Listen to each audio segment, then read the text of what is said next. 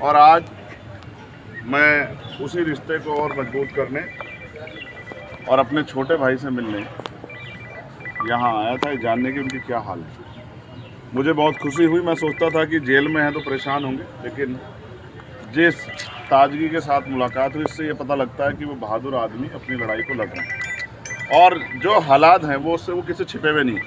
मैंने उनके मुकदमे को भी पढ़ा है, ऑर्डर भी पढ़े हैं, किस तरह की चीज़ों में उनके सजा हुई भी पढ़ी है। मैं बस ये कहना चाहता हूँ मीडिया को के माध्यम से, जिनको कहना चाहता हूँ उनको चला जाएगा। सड़क से लेके और संसद तक हम इस लड़ाई को लड़ेंगे। हम इस लड़ाई को अकेले नहीं छोड़ेंगे, उनको, उस पूरे परिवार को, हमारा परिवार। आज जिस तकलीफ में हमें इस बात का दुख है कि सत्ता में बैठे लोग सत्ता के अहंकार में उनका दमन कर रहे हैं और तमाम लोग इसका तमाशा देख रहे हैं। ये भी इतिहास में लिखा जाएगा कि जब एक परिवार को, जिसने लंबे समय सेवा की उत्तर प्रदेश की, कमज़ोरों की, मजलूमों की, आज अगर उसको ज़रूरत है तो सब लोग उनके इस दर्द में शामिल नहीं हो रहे। मुझे इस बात की तकलीफ़ है। और जिस तरह के फर्जी मुकदमे लगा के और तमाम चीज़, जब वादी कह रहा है कि मेरा कोई नुकसान नहीं हुआ है, सरकार कह रही है कि हमने कुछ ख़रीदा नहीं है, लेकिन फिर भी सज़ा सज़ा सज़ा, रोज़ नए मुकदमे, ये सब ये साबित करती हैं कि ये सरकार की देखरेख में हो रहा है। जब मौका मिलेगा, आगे ताकत बढ़ेगी, इन सारे फर्जी मुकदमों की जांच कराई जाएगी और फर्जी मुकदमे करने वाले उन अधिकारी कर्मचारियों का विशेष ख्याल रखा जाएगा जिन्होंने ये सब चीज़ें, इस अपराध को, ये गैर कानूनी है तो इलीगल है तो ये अपराध है, इस अपराध को खारिज करने में सरकार की मदद। सहयोग है कि आज आपकी अब्दुल्ला से मुलाकात हुई और आज अखिलेश यादव भी रामपुर में जो है इनके परिवार से मिल रहे हैं, क्या ये इसका क्या मतलब समझे? मैं क्या कह सकता हूँ? आप देखिए, ये उनका अधिकार है। अखिलेश जी बड़े अच्छे नेता हैं और आज उनको परिवार की याद है, मिलने गए हैं तो ये अच्छी बात है, जाना चाहिए। लेकिन मुझे मेरे छोटे भाई से मिलना था। मैं पूर्व विधायक जी से नहीं मिला, मैं अपने छोटे भाई से मिलने आया था। और मैं वचन दे कहता हूँ कि मैं परिवार के साथ खड़ा हूँ। और मैं ये भी स्पष्ट कर देता हूँ आपको कि वो जुल्म के आगे टूटने वाला नहीं है, परिवार टूटेगा नहीं।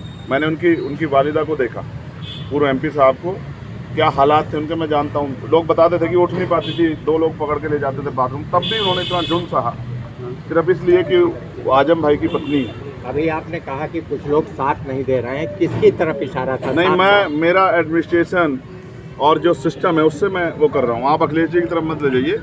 मैं सिर्फ ये सिस्टम से सवाल खड़ा कर रहा हूँ कि जो सिस्टम है, न्यायपालिका पर हम भरोसा करते हैं, लेकिन अगर जज साहब कहें कि हम मजबूर हैं, हमारे ऊपर दबाव है, तो फिर न्याय कैसे मिलेगा? मुझे एक खतरा और है, ये मेरा पर्सनल है, मेरे बहादुर छोटे भाई ने मुझसे नहीं कहा।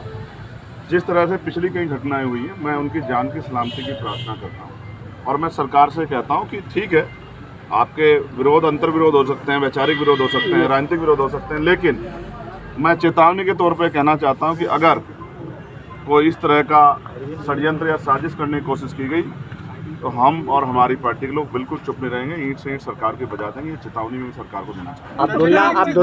अब्दुल्ला से आज आपकी मुलाकात हुई, क्या पहले भी कई जगह पे ऐसा देखने को मिला, हमीरपुर और तमाम जगहों से खबरें आई, समाजवादी पार्टी से लोग टूट कर आपकी पार्टी में आए हैं, तो कहीं ना कहीं ये भी कहा जा रहा है कि तोड़ने का काम कर रहे हैं। आप इसे राजनीतिक मुलाकात बनाना चाहते हैं, जबकि मैं फिर आपसे कह रहा हूं, समझना चाहते हैं, सिर्फ समझना चाहते हैं। मैंने समझा आपको कि आज वो बुरे दौर में, तकलीफ में, आज एक भाई होने के नाते, मेरे बड़ा भाई होने के नाते मेरी जिम्मेदारी बनती है कि मैं अपने छोटे भाई के साथ खड़ा। और वो मेरे बड़े भाई, उनके जो वालिद साहब हैं, आजम साहब, वो मेरे बड़े भाई। जब मुझे गोली लगी थी, वो पूरा परिवार आया था, हजारों लोगों के साथ, 2 घंटे मेरे दुख में शामिल हुआ और मुझसे कहा कि घबराना मत मेरे भाई। तब मैं सांसद भी नहीं था। तो जिन्होंने मेरे बुरे शख्स में एक इंच जो एक कदम मेरे लिए चला, मैं उनके लिए 100 कदम चला। अच्छा सर, इसका संदेश तो जाएगा ही, भले आपकी निजी मुलाकात है दलित मुस्लिम पर, ये चूंकि उपचुनाव भी, इसमें ऐसे में संदेश तो जाएगा ही। आप जाति के आधार पर जोड़ रहे हैं? ये नहीं, जाति के आधार पे नहीं, ये संदेश तो चला ही जाएगा। आप इसको यूँ क्यों नहीं कहते कि एक परेशान साथी के साथ एक परेशान साथी खड़ा हुआ? तो ये मुलाकात, एक वो जो जुल्म सह रहा है और एक जिसके ऊपर जुल्म हुआ है। गोली उत्तर प्रदेश में किसी और पे चली है क्या? पिछले साल से सर बंद है, 1 साल हो गया, इससे पहले आपको शायद नहीं पता है, लगातार परिवार के जरिए मेरी बातचीत होती है, उनके साथी जो यहाँ थे उनके जरिए मैं जानकारी लेता हूँ। मैं इसको पॉलिटिकल नहीं बनाना चाहता था इसीलिए, लेकिन अब मेरे पास ऐसे इनपुट थे कि अब ज़्यादा मेरे भाई को मेरी ज़रूरत है, तो ऐसे समय पे मेरा चुनाव में घूमना या वो सब चीज़ें बाद में मैंने उनको दिया और मेरा मन था कि पहले मैं जाके मिलके उनके हालात को जानूँ। अच्छा, बात क्या तकलीफ कुछ बताई हो, वो भी तो शेयर कीजिए। आप जेल के अंदर